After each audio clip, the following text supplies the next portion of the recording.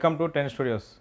ప్రతి మగాళ్ళ వెనుక ఆడవాళ్ళు ఉంటారని చెప్పి మనకు తెలుసు. కానీ సోమాజి కూడా కార్పొరేటర్ వెనుక తన భర్త గారు కూడా ఉన్నారు.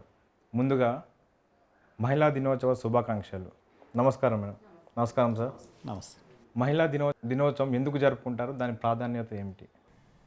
అప్పట్లో ఒక మహిళలకి ఇంపార్టెన్స్ ఉండాలని చాలా ఫైట్ చేశారు. ఎంతో మహిళలు ఎన్నో విధాలుగా మాకు కూడా అన్నిట్లో ఈక్వల్గా రైట్స్ ఉండాలని ఎంతో ప్రయత్నిస్తే ఆ ప్రయత్నం చేసినందుకు ఈరోజు అందరూ ఉమెన్స్ ఒక హ్యాపీగా ఇంటర్నేషనల్ ఉమెన్స్ డే జరుపుకోవడం జరుగుతుంది. శ్రీనివాస్ గారు, మీరు చెప్పండి, మీ కాన్ఫరెన్స్లో ప్రస్తుతం ఉన్న సమస్యలు ఎంతవరకు తీరాయి, ఇంకెన్ని ఉన్నాయి? మీ మాటలో చెప్పండి. అది ఇప్పుడు మా డివిజన్ వచ్చేసి సోమాజిగూడ డివిజన్ పరిధిలో చాలా సమస్యలు ఉన్నాయి. కాలనీలు ఉన్నాయి, బస్తీలు ఉన్నాయి, స్లమ్స్ చాలా ఉన్నాయి. అన్నిటినీ ఒకసారి బెరీజు వేసుకొని మొదటి ప్రాధాన్యత ఎక్కడ చేయాలి, ఎలాంటి పనులు చేపట్టాలి అని మేము ఆలోచన చేసిన తర్వాత కాలనీలలో చాలా మటుకు కాలనీలు అసోసియేషన్ వాళ్ళు కానివ్వండి, జిహెచ్ఎంసీ వారి ద్వారా కానివ్వండి, ప్రభుత్వం ద్వారా కాలనీ రోడ్లు కానీ, డ్రైనేజ్ వ్యవస్థ కానీ, స్ట్రీట్ లైట్ల వ్యవస్థ కానీ, పార్కులు కానీ బాగానే ఉన్నాయి. సమస్యల్లా వచ్చేసి బస్తీలలో బాగా సమస్యలు ఉన్నాయి. అక్కడ సమస్యలు ఏంటంటే మంచినీళ్ళలో మురికి నీళ్ళు కలిసి చాలా ఇబ్బందిగా ఉంది. ప్రజలకు తాగునీరు ఇవ్వలేకపోతున్నాము. అదేవిధంగా రోడ్లు కూడా చాలా మటుకు పాడై ఉన్నాయి. స్ట్రీట్ లైట్లు కూడా చాలా వ్యవస్థ బాగాలేదు. అదేవిధంగా ప్రభుత్వం నుంచి వచ్చే సంక్షేమ పథకాలు కూడా చాలామంది నిరీక్షిస్తూ ఉన్నారు. మాకు ఇంకా కొన్ని పథకాలు రాలేదు, అర్హులం ఉన్నా కూడా ఇంకా మమ్మల్ని ఐడెంటిఫై చేయట్లేదని చెప్పి మా దృష్టికి తీసుకొచ్చారు. వీటిని అన్నిటి సమస్యలను బేరీజు వేసుకొని స్థానిక ఎమ్మెల్యే గారి ద్వారా, తర్వాత మంత్రి గారి ద్వారా ఈ యొక్క సంక్షేమ పథకాలు కానివ్వండి, అభివృద్ధి పథకాలు కానివ్వండి, అధికారులతో కలిసి ఈ రాబోయే కొన్ని రోజులలోనే ఈ సమస్యలను పరిష్కరించాలని మేము ఒక దృఢ సంకల్పంతో ఉన్నాము. ఈ విషయాలన్నిటి మీద మీరు మంత్రి గారికి కానీ, ఎమ్మెల్యే గారికి కానీ వాళ్ళ దృష్టికి మీరు తీసుకెళ్లారా? సమస్యలన్నీ స్థానిక ఎమ్మెల్యే అయినటువంటి దానం నాగేందర్ గారు కానివ్వండి, మాగంటి గోపీనాథ్ గారు కానివ్వండి, వారికి పూర్తి అవగాహన ఉన్నది. ఈ మధ్యలో ఎన్నికలు రావడం వల్ల, ఇంతకుముందు కరోనా వల్ల ఆ సంవత్సరము సరిగా అభివృద్ధి చేయలేకపోయాం. తర్వాతనే జిహెచ్ఎంసీ ఎన్నికలు వచ్చాయి. తదనంతరము ఎమ్మెల్సీ ఎన్నికలు వచ్చాయి. కాబట్టి ఈ యొక్క సంవత్సరంన్నర నుంచి కొన్ని అభివృద్ధి కార్యక్రమాలు, అభివృద్ధి పనులన్నీ ఆగిపోయాయి. ఈ ఎమ్మెల్సీ ఎన్నికల తదనంతరం అధికారులందరితో కూర్చొని ఎమ్మెల్యే గారి సమక్షంలో ఈ యొక్క రివ్యూ మీటింగ్ పెట్టుకొని ఆగిపోయిన పనులన్నీ కూడా మళ్ళీ మొదలు పెట్టాలని మేము అనుకుంటున్నాం. మీరు చెప్పండి మేడం. ప్రతి రంగాల్లో మహిళలు ముందుకు దూసుకొస్తున్నారు. కానీ మన సీఎం గారు కూడా ముందు మహిళలకి ప్రాధాన్యత కల్పించారు. దాని గురించి మీరేమంటారు?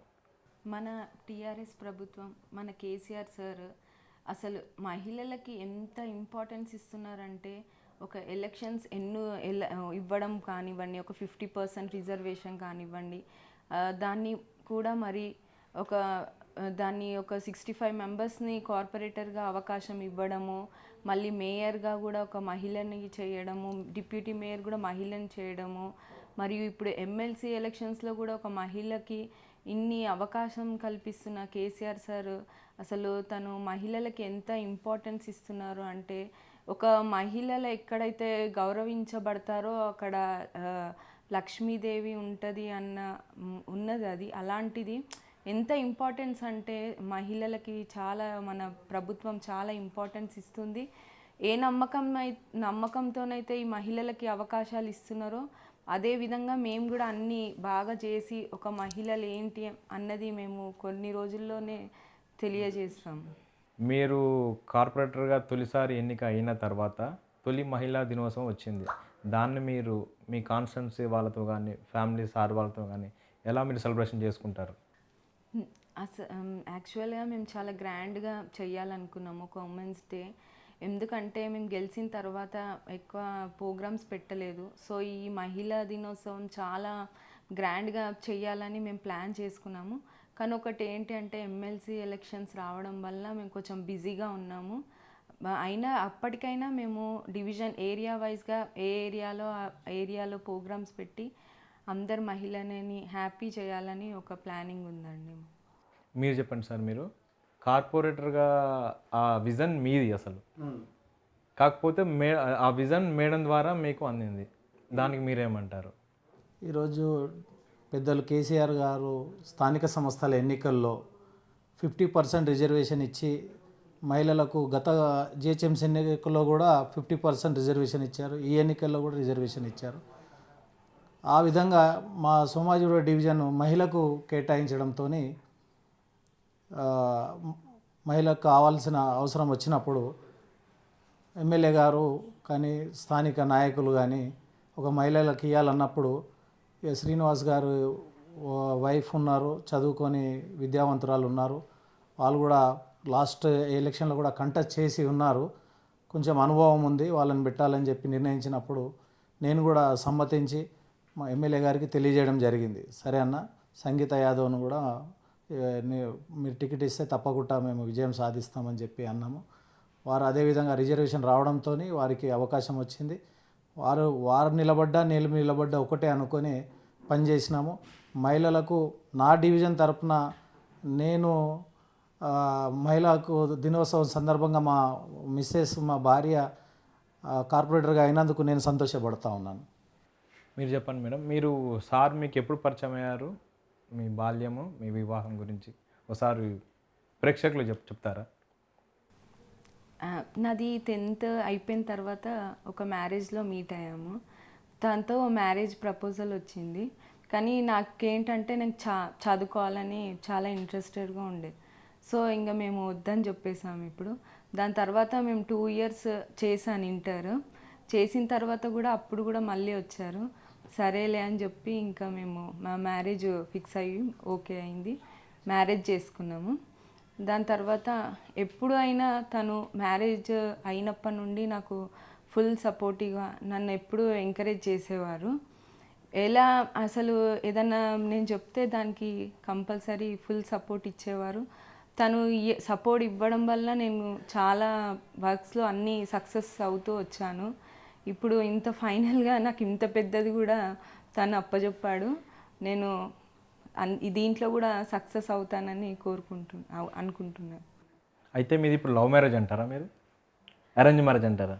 రెండు అంటే తను మేము చూసుకున్న ముందు మ్యారేజ్, ఇంకా తను చాలా ఇష్టపడుతున్నారు కదా, తను ఇష్టపడడంలో నాకు హ్యాపీ అని ఓకే చేసుకున్నాను. మీరు చెప్పండి సార్, మహిళా దినోత్సవం సందర్భంగా తొలిసారి కార్పొరేటర్గా ఎన్నికైన తర్వాత తొలిసారి వస్తుంది. అయితే మీరు మహిళా దినోత్సవం సందర్భంగా మీరు మేడంకి ఏమి ఇద్దామనుకుంటున్నారు, ఏ రూపంలో గిఫ్ట్ ఇద్దామనుకున్నారు, ఎలా సెలబ్రేషన్ చేస్తారు?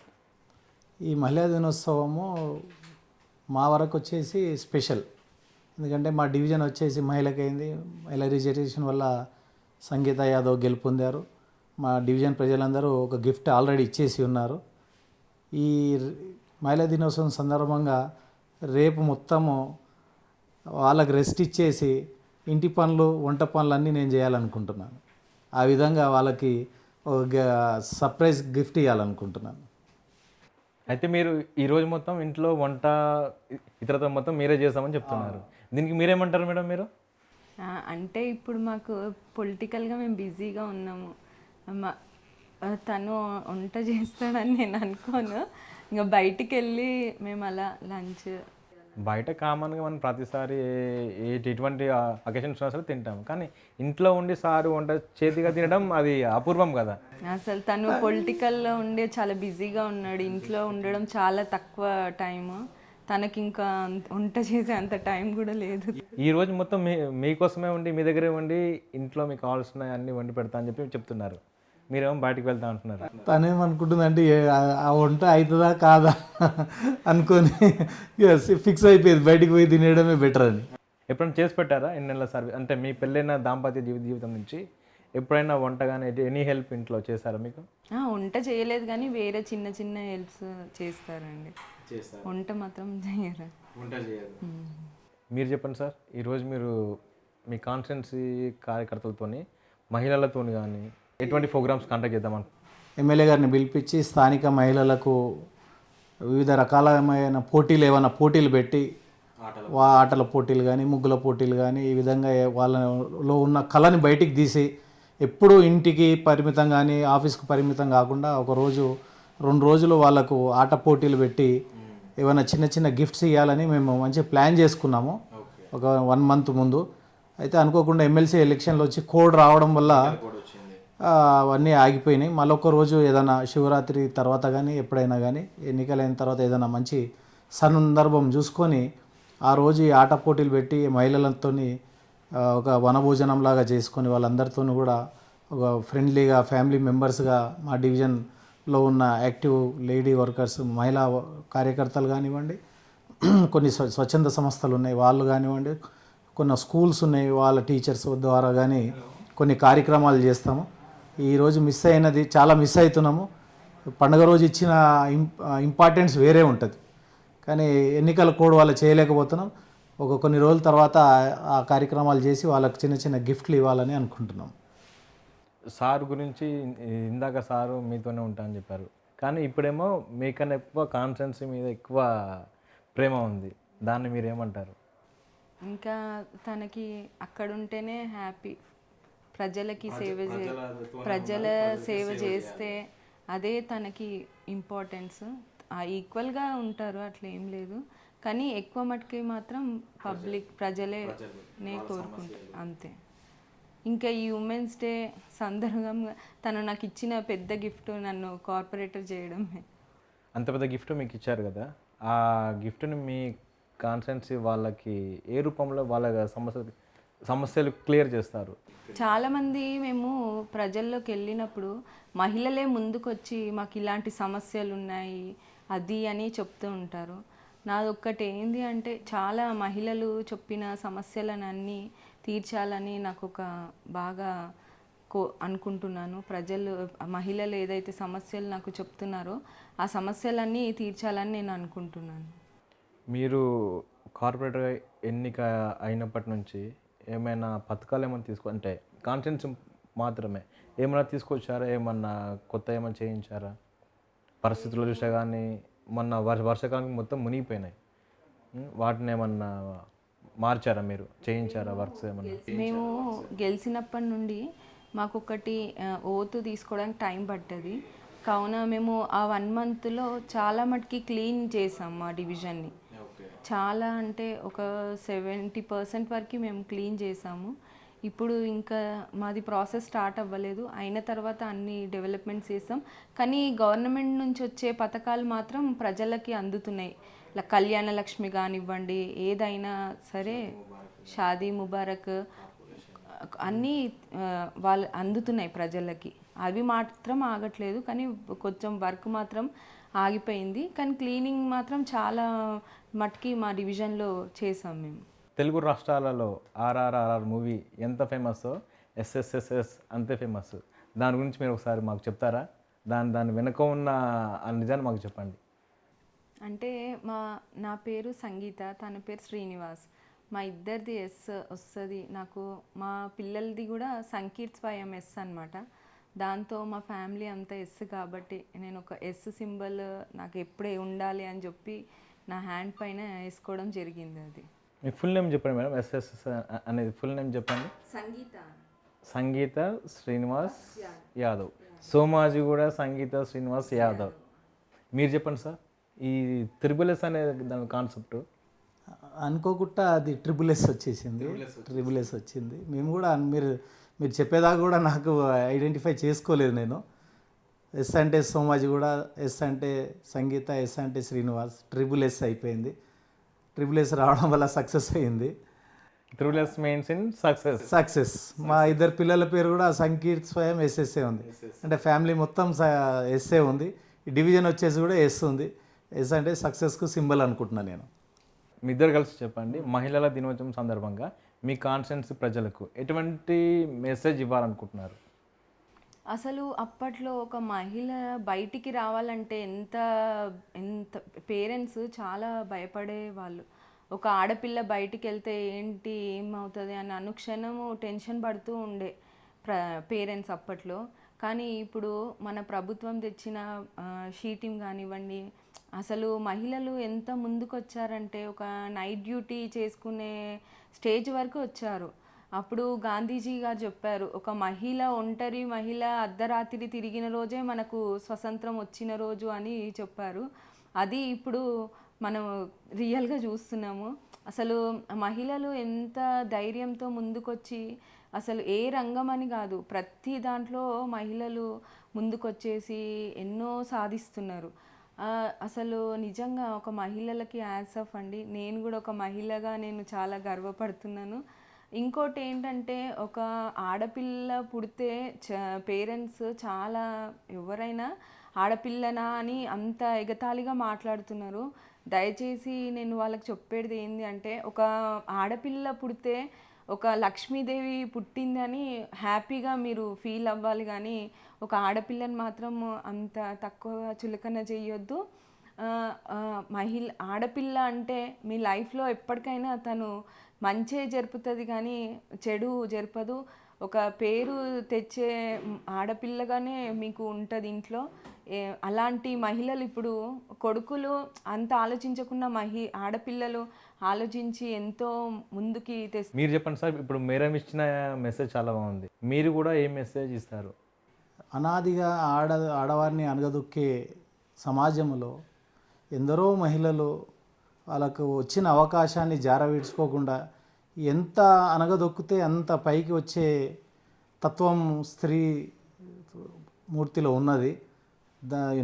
ఎంతోమంది మహిళలు ఆ విధంగా ఆ రోజు అవకాశాలు లేకున్నా కూడా ఈ దేశానికి ప్రధానమంత్రి అయిన ఇందిరాగాంధీ గారు కానివ్వండి, ప్రపంచంలో ఇతర మహిళలు కానివ్వండి, ఆ రోజులో వాళ్ళకు ప్రోత్సాహాలు లేకున్నా కూడా ఒక శక్తితోని, వాళ్ళకున్న ఆలోచనలతోని ఈ దేశాన్ని ప్రపంచాన్ని ఏలిన మహానాయకురాలు ఉన్నారు. మరి ఈరోజు అన్నిట్లో సమాన భాగము, సమాన హక్కులు కావాలని చెప్పి ఎన్ని రోజుల నుంచో పోరాడుతున్నా కూడా ఇంకా కొన్ని రాష్ట్రాలలో కానివ్వండి, కొన్ని ప్రాంతాలలో కానివ్వండి, ఇంకా ఆడవారి మీద పెత్తనం కానీ ఆడవారిని అణగదొక్కాలనే ప్రయత్నము ఈ పురుష సమాజం చేస్తుంది. మన ప్రియతమ ముఖ్యమంత్రి గారు మాత్రము తెలంగాణ రాష్ట్రం వచ్చిన తర్వాత ప్రతి రంగంలో మహిళలు ముందుకు పోవాలి, స్వీపింగ్ చేసే యూనిట్స్ ఆడవారి నుంచి మనకు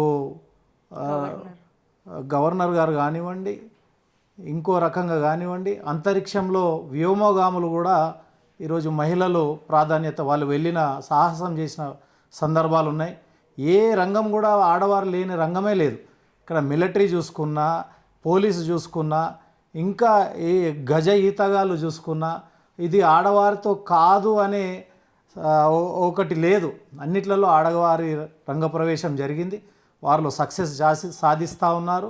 ఇంకా స్ఫూర్తి పొంది అందరూ కూడా చదువు విషయంలో కానివ్వండి, ఇంకా రాజకీయాలలో కానివ్వండి, ఇతర రంగాలలో కానివ్వండి ఆడవారు ముందుకు వస్తున్నారు. వారికి ప్రభుత్వం పూర్తిగా సహకరిస్తూ ఉంది. మొన్న చూసినారు ముఖ్యమంత్రి గారు షీ టీమ్స్ పెట్టి ఆడవారి మీద ఎవరన్నా దుర్మార్గంగా ఆలోచన చేస్తే కొన్ని సందర్భాల్లో ఒక అమ్మాయిలని ఏ విధంగా అయితే వాళ్ళు మానవ మృగాలు ఏ విధంగా వాళ్ళని హింసించాయో, తదనంతరమే వాళ్ళకి ఏ విధంగా శిక్ష చేశారో సమాజము, ప్రపంచము, దేశమంతా చూసింది. హ్యాట్స్ ఆఫ్ కేసీఆర్ అన్నారు. మహిళలకు మీరు భరోసా ఇస్తున్నారని ఈరోజు మహిళలు అర్ధరాత్రి కూడా వాళ్ళు ఉద్యోగాలు చేసుకొని, తల్లిదండ్రులు కూడా నిశ్చింతగా మా ప్రభుత్వం ఉన్నది, మా కేసీఆర్ గారు ఉన్నారు, పోలీస్ వ్యవస్థ ఉన్నది అని చెప్పి గుండెల మీద చెయ్యేసుకొని పిల్లలు ఏ రాత్రి వచ్చినా కూడా వాళ్ళకి ఎలాంటి ఆపద జరగదనే భరోసా ఈరోజు తెలంగాణ ప్రభుత్వం కేసీఆర్ గారు ఇచ్చారు. ఈ మహిళా దినోత్సవం సందర్భంగా మహిళలందరూ కూడా ఈరోజు కేసీఆర్ గారికి మనము ఒక అభినందనలు తెలపాల్సిన సందర్భం ఏర్పడింది. తప్పకుండా మేము కూడా ఈరోజు మా మహిళా కార్యకర్తలతో అందరితో కలిసి కూడా కేసీఆర్ గారికి పాలాభిషేకం చేయాలనుకుంటున్నాం. Thank you sir. Thank you madam. మహిళల దినోత్సవ శుభాకాంక్షలు మీకు మీ ఇద్దరికి. థ్యాంక్ యూ అండి. మీకు కూడా ఇంటర్నేషనల్ ఉమెన్స్ డే శుభాకాంక్షలు. థ్యాంక్ యూ అండి. థ్యాంక్ యూ అండి. మీకు 10 స్టూడియోస్ యాజమాన్యానికి, మీ అందరి స్టాఫ్ కూడా మాకు ఇంటర్వ్యూ తీసుకున్నందుకు చాలా సంతోషం. మీకు కూడా మహిళా దినోత్సవ శుభాకాంక్షలు. Thank you sir. Thank you అండి. ఇది మహిళల దినోత్సవ స్పెషల్ ఇంటర్వ్యూ. చూస్తూనే ఉండండి 10 స్టూడియోస్.